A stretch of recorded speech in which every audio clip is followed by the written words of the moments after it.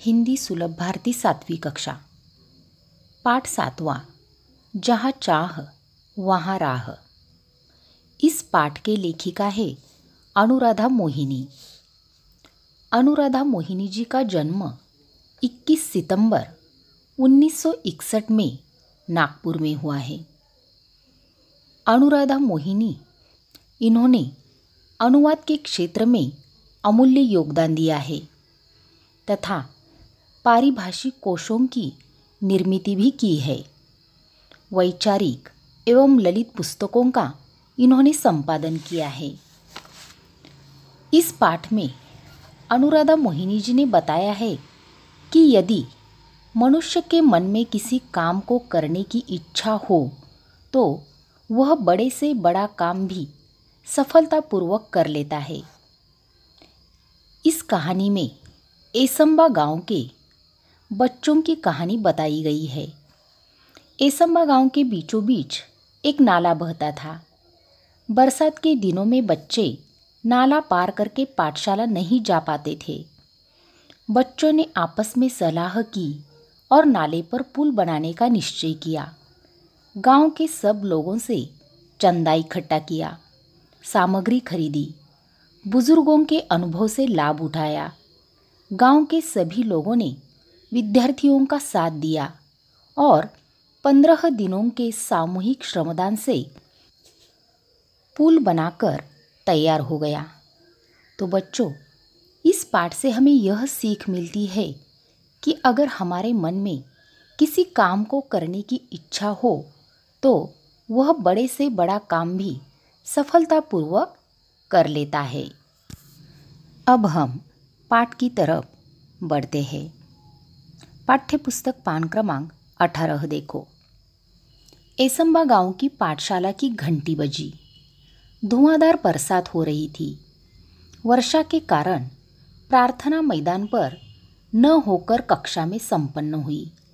उपस्थिति लेते हुए गुरुजी ने देखा कि आज कक्षा में बहुत कम विद्यार्थी हैं। आज इतने विद्यार्थियों के अनुपस्थित रहने का कारण क्या है? उन्होंने विद्यार्थियों से पूछा। वही नाला गुरुजी, सबने एक स्वर में उत्तर दिया। तर मुलांनो, या ठिकाणी पहा, एसंबा हे एक गाव आहे आणि त्या गावातील विद्यार्थ्यांची गोष्ट आपल्याला पाहायची आहे। तर एसंबा गावामध्ये शाळेची घंटी वाजली आणि त्यावेळेला खूप मोठा पाऊस पडत होता आणि पावसामुळं शाळेची जी प्रार्थना होती ती मैदानावर न होता वर्गामध्येच झाली। गुरुजी वर्गात आले आणि त्यांनी उपस्थिती घेतली। तेव्हा त्यांच्या लक्षात आले की वर्गामध्ये खूप कमी विद्यार्थी आहेत आणि त्यांनी सर्वांना अनुपस्थित म्हणजे गैरहजर राहण्याचे कारण विचारले। तेव्हा सर्व विद्यार्थ्यांनी एका आवाजात उत्तर दिलं की वही नाला गुरुजी, म्हणजे तोच नाला गुरुजी। आगे देखो। एसंबा गांव के ठीक बीच से एक नाला बहता था।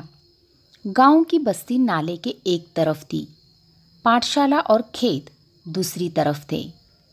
बरसात के दिनों में नाले में कई बार 4 से 5 फीट तक पानी भर जाता था। बड़े बुजुर्ग तो किसी तरह अपने गाय बैलों के साथ नाला पार कर खेतों में चले आते, किंतु पाठशाला आने के लिए नाला लांघना विद्यार्थियों के लिए संभव नहीं था। म्हणजेच पहा, या ठिकाणी एसंबा गावाच्या बरोबर मध्यातून एक नाला वाहत होता आणि या नाल्याच्या एका बाजूला गाव होतं तर दुसऱ्या बाजूला शाळा आणि शेती होती। मग जेव्हा पाऊस पडायचा तेव्हा या नाल्यामध्ये जवळजवळ 4 ते 5 फूट पाणी भरायचं। मग जे म्हातारे किंवा बुजुर्ग मोठे माणसं होते ते कसं तरी आपले गाय आणि बैल घेऊन नाला पार करायचे, परंतु शाळेला येण्यासाठी मुलांना हा नाला ओलांडून येणं खूप अशक्य होतं। जब जब जोरों की बारिश होती उस दिन कक्षा में विद्यार्थियों की उपस्थिति पर असर पड़ता। म्हणजे जेव्हा जेव्हा जोराचा पाऊस पडायचा त्या दिवशी शाळेमध्ये विद्यार्थ्यांची उपस्थिती ही कमी असायची। अनेक बार विद्यार्थी पूरे सप्ताह पाठशाला नहीं जा पाते। इसके चलते गांव में बरसात, नाले में भरा पानी, पाठशाला से छुट्टी, एसम्बा की यही कहानी, यह गीत गांव में प्रचलित हो गया था। तर पहा या ठिकाणी या पावसामुळे काही वेळेला एक आठवडाभर विद्यार्थी शाळेला जायचे नाहीत। मग यामुळेच काय झालं होतं पहा, गांव में बरसात, नाले में भरा पानी, पाठशाला से छुट्टी, एसम्बा की यही कहानी, यह गीत गांव में सबके मुंह में आ जाता था। यह गीत गांव में बड़ा ही प्रचलित हो गया था। पाठशाला में अनुपस्थिति का विद्यार्थियों की पढ़ाई पर बहुत बुरा प्रभाव पड़ता। अच्छी श्रेणी लाने वाले विद्यार्थी भी वार्षिक परीक्षा में पीछे रह जाते। सब परेशान थे, पर क्या करते, मार्ग असंभव था। म्हणजेच या ठिकाणी पहा, शाळेमध्ये विद्यार्थी अनुपस्थित राहायचे, मग त्यामुळे त्यांच्या अभ्यासावर खूप मोठा परिणाम व्हायचा।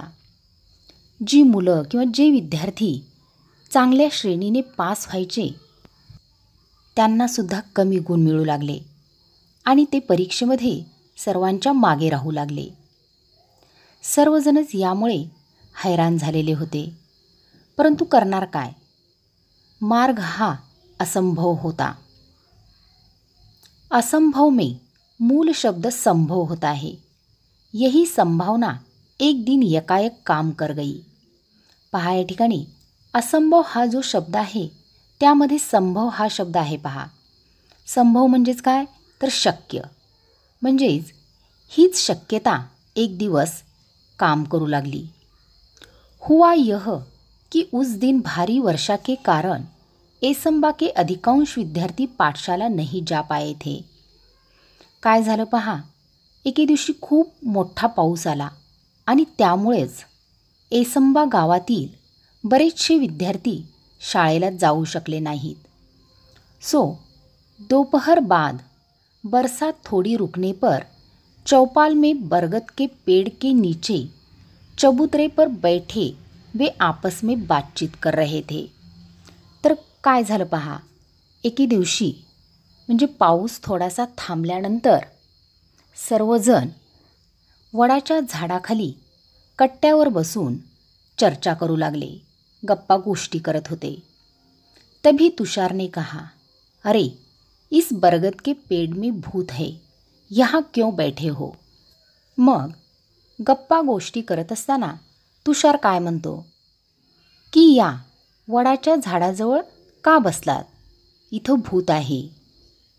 भूत वूत सब कोरी कल्पना और बकवास है, क्या हम में से किसी ने भूत देखा है, सब केवल मनगढ़ंत बातें हैं, जुई ने कहकर बातचीत आगे बढ़ाई। पहा या ठिकाणी तुषार जेव्हा म्हणतो की या ठिकाणी भूत आहे, तेव्हा जुई काय म्हणते पहा की भूतवूत ह्या सगळ्या आपल्या मनाच्या कल्पना आहेत, बकवास आहे हे, आपल्यापैकी कुणी भूत पाहिलं आहे का, ही सर्व मनाने तयार केलेल्या कल्पना आहेत, गोष्टी आहेत, असं जुई म्हणते। आज एक और अनुपस्थिति लग गई मेरी, अब तक 14 अनुपस्थितियाँ हो चुकी इस बरसात में, उज्ज्वला ने परेशानी भरे स्वर में कहा। मग यानंतर उज्ज्वला काय म्हणते पहा, ती खूप चिंतेत असते आणि ती म्हणते की आज माझी आणखीन एक गैरहजेरी लागली। आत्तापर्यंत मी 14 दिवस गैरहजर होते आणि आता त्याच्यात आणखी एक दिवसाची भर पडली। मेरी तो कुल उपस्थिति ही शायद 14 होगी, शुभम ने कहा तो सब हंस पडे। मग यानंतर शुभम काय म्हणतो पहा, माझी तर एकूण उपस्थिती जवळजवळ 14 दिवस असेल। तो असं म्हणल्यावर सर्वजण हसतात। लेकिन क्या हम हर बरसात में ऐसे ही चर्चा करते रहेंगे और अपनी पढ़ाई का नुकसान होने देंगे, क्या हम ऐसे ही हाथ पर हाथ धरे बैठे रहेंगे, आशिष ने गंभीर स्वर में पूछा। पहा, त्यांच्या गप्पा गोष्टी चाललेल्या असतात। मग तेवढ्यात आशिष काय म्हणतो पहा, तो खूप गंभीर झालेला असतो। तो म्हणतो की दरवर्षी असाच पाऊस येणार आणि पाऊस आल्यानंतर आपण अशाच चर्चा करत बसायचं का? आणि आपल्या अभ्यासाचं नुकसान होऊ द्यायचं का? आपण जर असंच हातावर हात देऊन बसलो तर आपलं कसं होणार? असं आशिष म्हणतो. हम कर भी क्या सकते हैं, हम तो बच्चे हैं, तुषारने कहा. तुषार काय म्हणतो पहा, की आपण तर मुलं आहोत आणि आपण काय करू शकतो? सच कहा तुषार तूने, हम बच्चे कर भी क्या सकते हैं, हम बच्चे कर भी क्या सकते हैं. इस वाक्य को गीत की तरह गाकर एक साथ तालियां बजाकर वहाँ बैठे बच्चे जोर जोर से हसने लगे. पहा, जेव्हा तुषार म्हणतो की आपण मुलं आहोत, आपण काय करू शकतो, तर त्याचे हे जे वाक्य होते, हम बच्चे कर भी क्या सकते हैं, तर हे वाक्य सर्वजण परत परत गाण्यासारखं म्हणतात आणि एका आवाजामध्ये टाळ्या वाजवून जोरजोरात हसू लागतात. हसो मत, कोई कुछ कर सकता है तो वह हम ही है. आत्मविश्वास भरा यह स्वर दामिनी का था. पहा, यावर दामिनी आत्मविश्वासाने काय म्हणते की हसू नका. कोणी काही करू शकत असेल तर ते आपणच आहोत. हर समस्या का निदान संभव है. प्रकृति ने विचार करने के लिए हमें बुद्धि दी है. मुझे विश्वास है कि हम सब मिलकर विचार करेंगे तो कोई न कोई रास्ता अवश्य मिलेगा. कोशिश करने वालों की कभी हार नहीं होती. पहा, दामिनी काय म्हणते, तर निसर्गाने आपल्याला बुद्धी दिलेली आहे. आपण प्रत्येक समस्येवर काही ना काहीतरी उपाय शोधू शकतो. आपल्याला विचार करण्याची शक्ती आहे आणि मला विश्वास आहे की आपण सर्वांनी मिळून विचार केला तर नक्कीच काहीतरी मार्ग हा आपल्याला सापडेल. आणि जे कोशिश करतात त्यांची कधीसुद्धा हार होत नाही. दामिनी जेव्हा असं म्हणते तेव्हा सर्वजण काय म्हणतात पहा. दामिनी की बातों ने बातचीत का माहौल बदल दिया. म्हणजे दामिनी असं म्हणल्यानंतर तिथलं वातावरणच बदलून जातं. हर कोई गंभीर होकर समस्या के हल के बारे में सोचने लगा. सर्वजण गंभीर होतात आणि समस्यावर काहीतरी मार्ग मिळतो का याचा विचार करण्यात सर्वजण मग्न होतात. हल मिल गया, हम बरसात में भी पाठशाला जा सकते हैं. आशीष की आँखों में चमक और स्वर में उत्साह था. पहा, सर्वजण विचार करत असतात आणि आशिष तेवढ्यात काय म्हणतो पहा, की हल मिल गया म्हणजेच उत्तर मार्ग मिळालं आणि आपण आता पावसामध्ये सुद्धा शाळेला जाऊ शकतो. आणि असं म्हणताना त्याच्या डोळ्यामध्ये एक वेगळ्या प्रकारची चमक आणि त्याच्या आवाजामध्ये उत्साह असतो. कैसे, सबने एक साथ पूछा. मग सर्वजण काय म्हणतात की कसं. हम नाले पर पूल बनाएंगे. मग आशिष काय म्हणतो की आपण सर्वांनी त्या नाल्यावर पूल बांधूयात. पूल. मित्रों के स्वर में आश्चर्य को भांपकर आशीष ने आत्मविश्वासपूर्वक उत्तर देते हुए कहा, हाँ पूल. पहा, या ठिकाणी सर्वजण म्हणतात पूल, पूल बांधायचं त्या ठिकाणी. तर यावर आशिष आत्मविश्वासपूर्वक त्यांना काय म्हणतो की हां, आपल्याला त्या ठिकाणी पूल बांधायचा आहे. विज्ञान की पुस्तक में हम सब ने पुल की जानकारी पढ़ी है. जब कभी शहर गए हैं, बड़े बड़े पुल भी देखे हैं. अंतर्जाल से हम जानकारी भी प्राप्त कर सकते हैं. गांव का नाला बहुत ज़्यादा चौड़ा नहीं है. हमें लगभग 10 फीट का पुल बनाना होगा. मग यावर आशिष काय म्हणतो पहा, की विज्ञानाच्या पुस्तकामध्ये आपण सर्वांनीच पूल याची माहिती पाहिलेली आहे, वाचलेली आहे. आणि जेव्हा पण आपण शहरामध्ये जातो तेव्हा तिथंसुद्धा आपण मोठे मोठे पूल पाहिलेले आहेत. तसेच इंटरनेट म्हणजेच आंतरजालावरून सुद्धा आपल्याला याची माहिती मिळू शकते. आणि आपल्या गावातला जो नाला आहे तो काही खूप खोल नाही. आपल्याला जवळजवळ 10 फुटाचा पूल बांधावा लागेल. पुल बनाने का विचार जंगल की आग की तरह एसंबा गांव में फैल गया.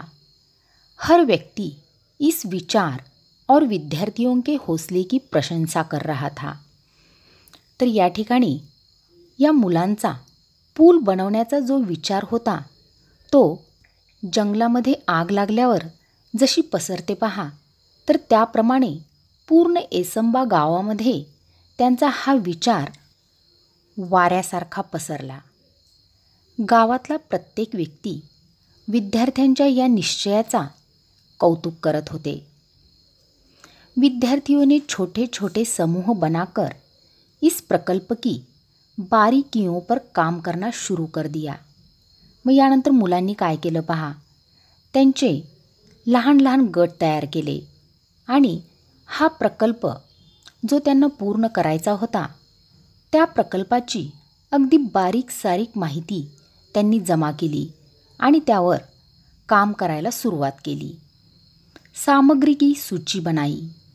सामग्री खरीदने के लिए 20-20 रुपये एकत्रित करना आरंभ किया. अब तक पाठशाला के शिक्षक और गांव के लोग भी सहायता के लिए आगे आ चुके थे. देखते देखते सामग्री के लिए आवश्यक राशि जमा हो चुकी थी. पहा, यानंतर पूल बनवण्यासाठी काय काय साहित्य लागणार आहे याची त्यांनी यादी तयार केली आणि हे साहित्य खरेदी करण्यासाठी त्यांनी 20-20 रुपये जमा केले.